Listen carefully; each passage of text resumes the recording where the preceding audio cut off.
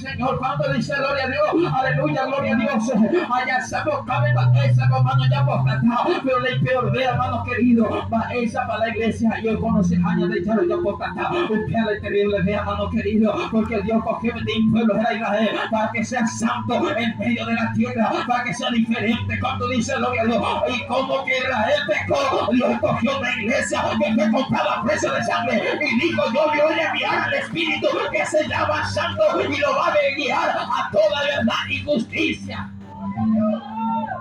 Para esa añade ya era un siervo de Dios, hermano querido, ya se evita Satanás.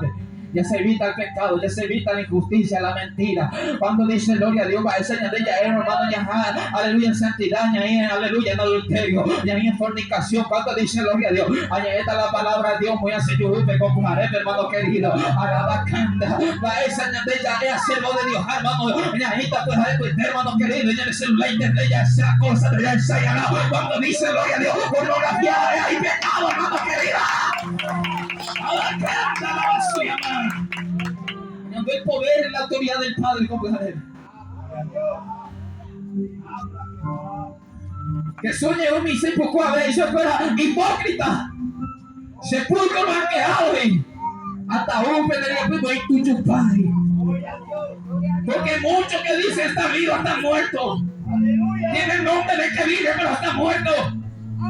Dios que ella desde el principio, ella de Dios, ella de Popotá, del valle, aleluya, de los huesos secos, porque la iglesia todo tiempo es y vaya, es hueso seco, hermano querido. Yo revelando no sé quién me dio mundo siempre vale.